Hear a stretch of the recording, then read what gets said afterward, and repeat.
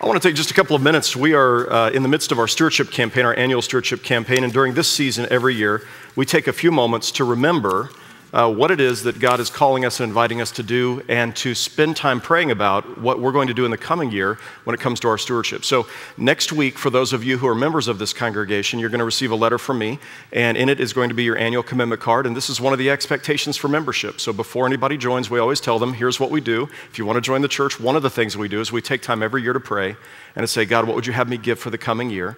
And you fill out your commitment card every fall and you turn it in. And if you're a regular at this church and you consider this your church family, you're welcome to do the same. Your commitment card will be in the bulletin next weekend. And so during those 3 weeks leading up to that, we invite you to remember who we are as a church, what our mission and vision is, and then to ponder what stewardship means, what discipleship means in the area of giving in your own life. We know some of you are unemployed, and so for some of you, next week you're going to be writing on your commitment card, I can't commit anything right now except to pray, and as God blesses, I'm going to be able to return something. But most of us are employed, and this gives us a chance to really think about where am I in my giving and where do I want to be in the coming year. So I told you each week in these 5-minute segments, I want to remind you of our vision as a church. And last week we started by talking about our vision of changing lives, and our hope is to reach people no other church is reaching and to help them come to know Jesus Christ and to see their lives changed by the power of the gospel. And we gave you an example of that in Ryan's story. And then this week we're going to talk about our vision of transforming communities. And you see this in 20-inch letters on our wall in the narthex. From the time we started this church, we set aside a significant amount of our resources to be used outside the walls of Church of the Resurrection. But it wasn't just money that we wanted to give, it was time and people. And this vision that God had called us to be His hands and voice, the hands and voice of Jesus Christ, to see those who are hungry and give them something to eat, those who are thirsty, give them something to drink, those who are sick and in prison, to visit them and to help them and to care for them, to take in the stranger. And that's what you've been doing for the last 21 years.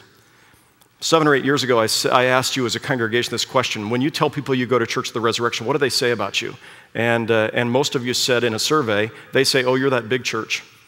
And we said together, well, what if we so lived out the gospel in Kansas City that when you told people you went to Church of the Resurrection, the first thing they said was, that's that church that really cares about the poor, or that's that church that's really engaged with children, or that's that church that is serving in the community as humble servants.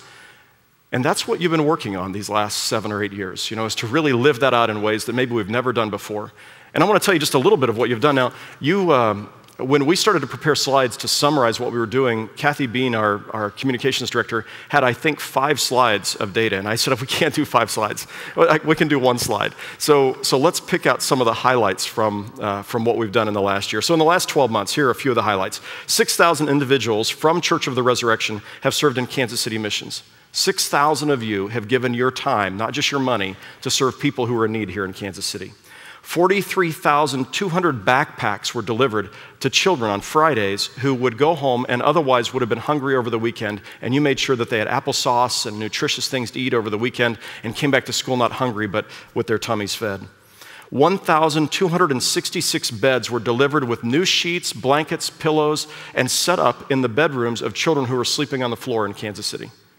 This is our beds ministry, and our goal is that no child sleep on the floor in Kansas City. 1,267 beds that you've delivered. 9,000 books that were given to children in the heart of the city who otherwise wouldn't have been able to buy books at the book fair like your kids do. And so we give them new books so they can take them home and learn to read. 1,200 coats, 600 hats and gloves that were given to people, mostly children, here in Kansas City who would have been cold over the wintertime without your help. 140 of you volunteered during the summertime to read to inner city children so that they could increase their proficiency at reading. 140, I think that's a pretty amazing number. There were 1,400 of you, this isn't on the slide, who went to work in our rehabbing of the schools this summer. 1,400 people who gave of your time to repaint and to build playgrounds, and 150 refurbished computers were distributed. You donate your computers, we have a team of volunteers who refurbish them, and then we give them away to ministries here in Kansas City.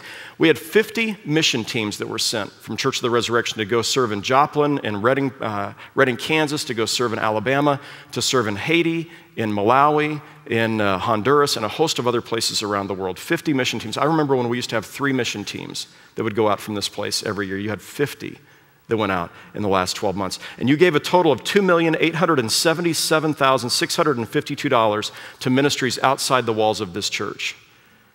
And that is astounding and staggering. And I want to tell you as your senior pastor how proud I am of what you do and the way that you serve Christ in the community. And you make all of that possible by your giving. I've had people say, well, what if I just want to give all of my money to the missions projects? Well, that would be fine, except for, we do more than just give money, we give people. That's our greatest resource, 6,000 people who go out and serve here in Kansas City and 2,000 in other places. And all of that requires what we do as a whole as a church. And then there's all the caring for people inside and outside the walls of our church and 1,000 other things. And you make all of that happen by virtue of your giving.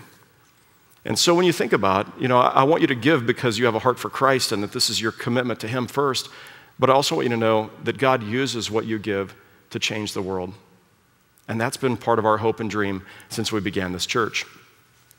Last night I had the great privilege of spending the evening, the first part of the evening until about 7:30 with a group of folks. LaVon and I went down to the Healing House here in Kansas City. And Healing House is one of those great ministries that we partner with. They're located right near Independence Avenue. And there are a number of homes. I think there's 8 homes altogether in an apartment complex. And this ministry was started, you've heard from Bobby Joe before, but was started by a woman who had been a prostitute and a drug addict, who when she became clean, God was calling her to reach out to other women who had been addicts, who were going through detox and rehab, and to try to create a place for them because they'd come out of rehab and they had no homes. And they had no jobs, and they had nothing. And so she took what little money she had. She bought an old house that was abandoned and boarded up, and it was actually an old nursing home right off of St. John's Avenue near Kansas City Museum, and she rehabbed it and created a place for women to be able to stay. And she started there, and since then she's acquired numerous other homes, and we've been helping in a host of ways. And today, most of the people, there are 70 women, 25 children, and 30 men who live in one of these 8 different houses or apartments. And most of them consider themselves members of Church of the Resurrection. Many worship here on Saturday nights, some on Sundays at Resurrection Downtown, some make their way out here on Sunday mornings. We baptized one of the children from the Healing House here just a few weeks ago. It is one of the coolest ministries I know. And there are 20 Resurrection members who go down every Friday night. It's their date night.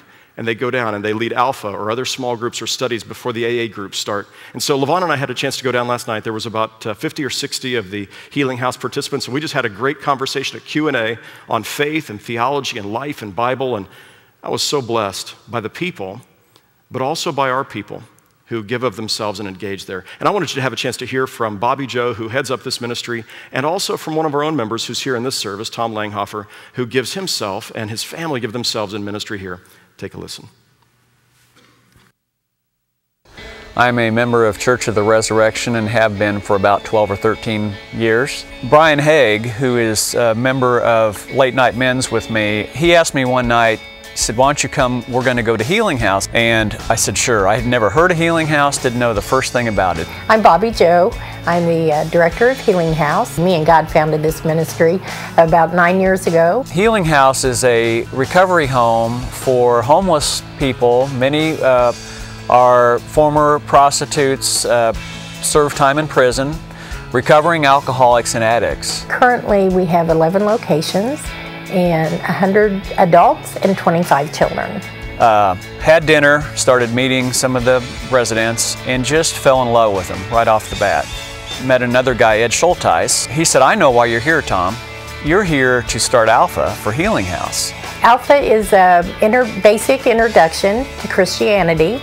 Any question that you want to ask, and it doesn't matter where you're coming from spiritually, wherever you're at is where you're accepted in the Alpha program. We showed up to approximately 50 people and just had an unbelievable experience. The next week we had 60 people. The next week we had 70 people there. Friday is my favorite night of the week because the folks God has blessed us with, and also just the Alpha course itself. It's so refreshing. I really didn't realize how much Church of the Resurrection gets involved with various organizations around the city. I mean, it blows me away how involved our church is. Because of Alpha and their introduction to Christ, one lady had her baby baptized. Heather came here from prison, 5 months pregnant, with nowhere to go. So she had the baby, brought the baby home, and so we all started raising baby Echo. Yeah, baby Echo was baptized out at the Leawood campus. She's going to be a beautiful woman of Christ.